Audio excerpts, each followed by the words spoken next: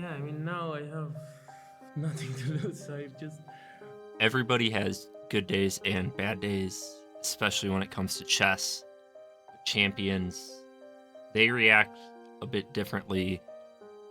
At the end of this game, you'll see the live feed of how a champion reacts to disappointment. This is round 7 of the candidates tournament, and Alireza Firouzja, he's got the white pieces. He's having a terrible tournament, so he plays the most boring opening in the history of the world, the London system.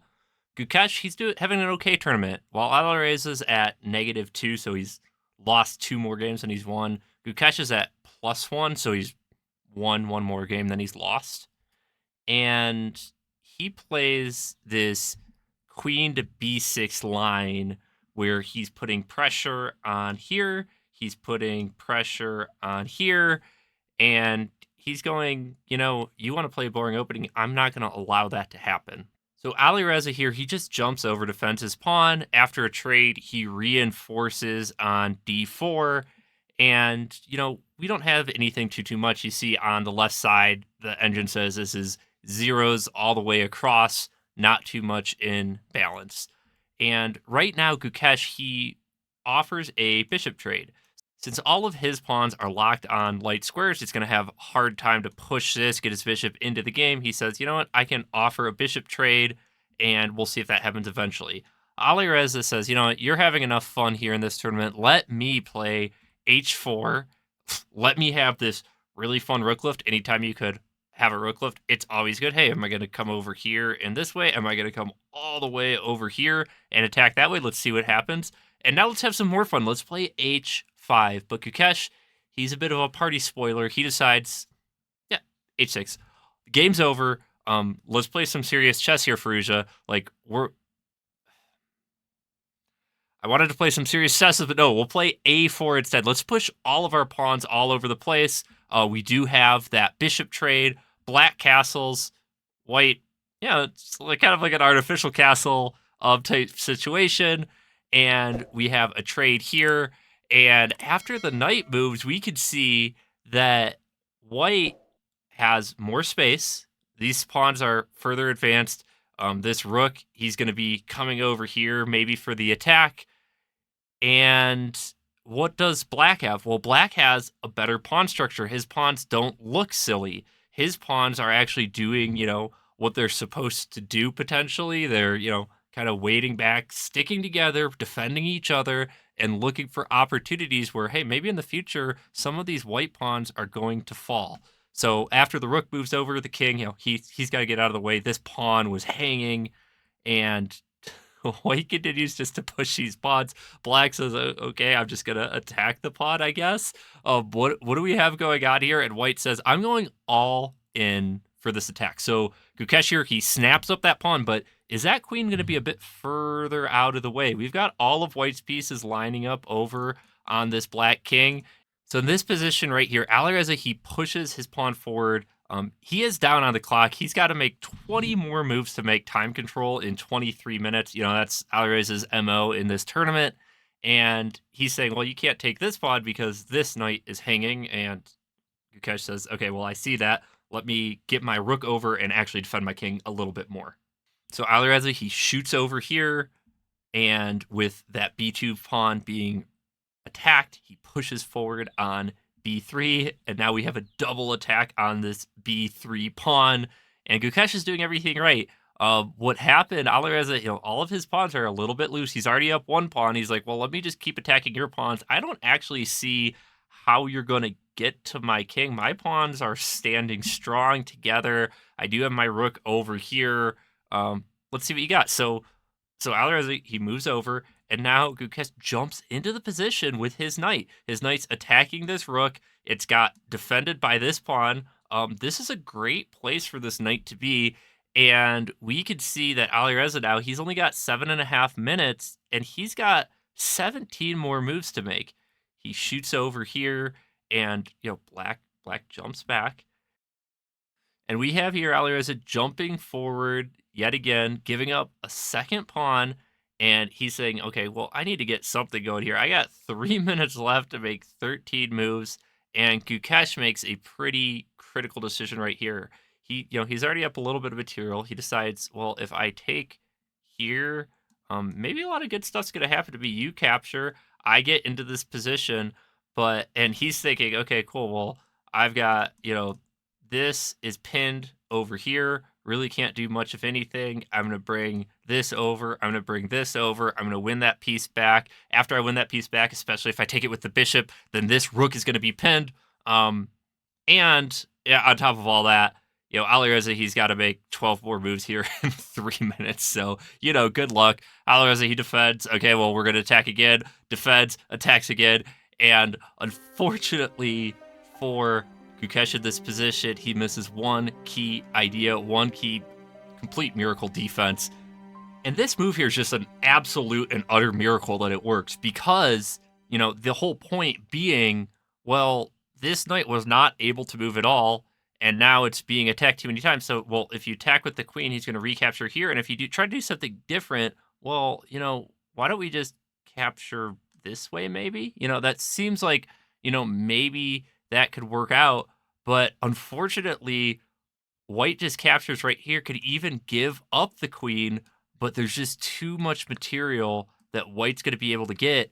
And, white should be able to potentially win this position. I don't know. It's kind of hard to say. Black's got these outside pawns here.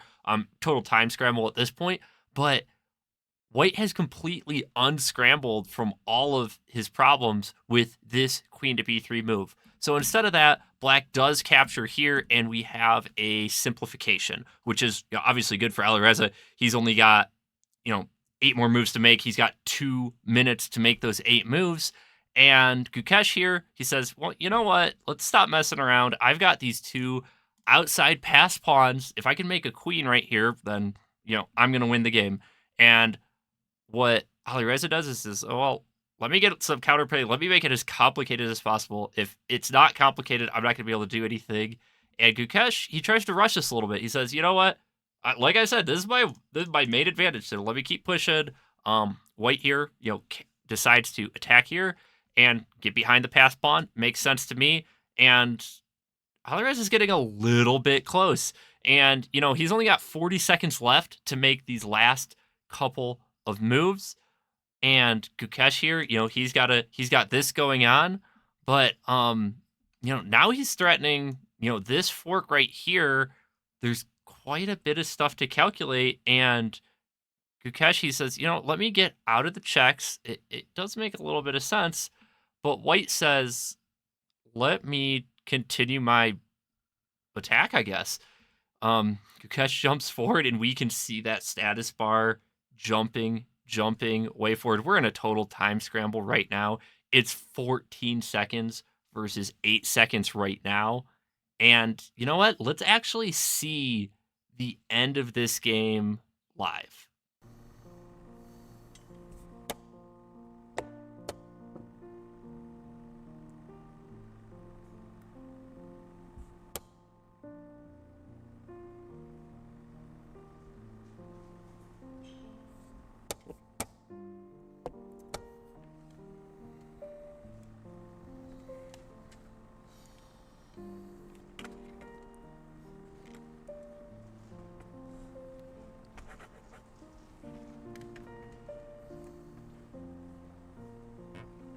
And just like we saw, white here captures, and he's lining up against this king. We've got 2 rooks here on the 7th rank. Black, let me get out of the way again. Now he's made 2 king moves.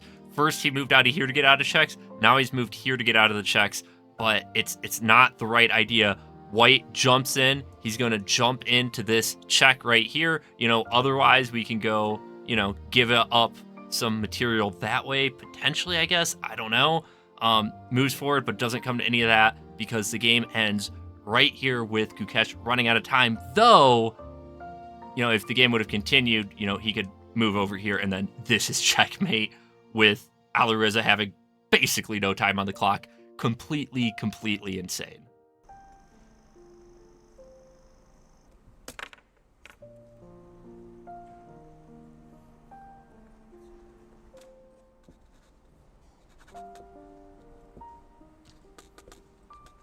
What I find interesting is how Gukesh reacted after the game. He took a moment to himself to, collect his thoughts, collect his emotions. He did what was required, signed those notation sheets. Then he reset the pieces. You don't need to reset the pieces. Somebody else will reset the pieces for the next game. After that, he went and he sat in a really, really hard press conference. Yeah, according to the engine, that's already lost here. Yeah. It was a very bad game. It's just terrible. So is it actually, do you prefer to have a free day, or maybe you would prefer to have another game tomorrow?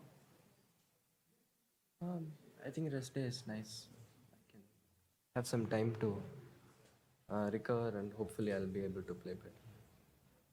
Yeah, I mean, now I have nothing to lose, so I've just, I have to play risky chess, but I have to win all the games, basically, if I want to have a chance, so it's impossible. I think yesterday you played some games on chess.com, right? So Yeah, it was today morning. Yeah. today morning. So was it a way for you to distract yourself from the tournament situation, or I what just is it? wanted to win some games, but I also lost that match, so it was terrible. This knight have to sacrifice? Yeah, I mean, I just thought it's the winning move. I missed that he had queen b3. You would have played this also if he had more time. Yeah, if I didn't see queen b3, yeah, probably. There's a reason I think that Gukesh is in the realm of future world champion, and it's because of his reaction to all of this. I hope you enjoyed this. I got some links in the description below for all the full interviews, the full live action right at the end if you want to watch everything about that. It was amazing. How does Gukesh bounce back from this? Check it out next week. I'll see you around here soon.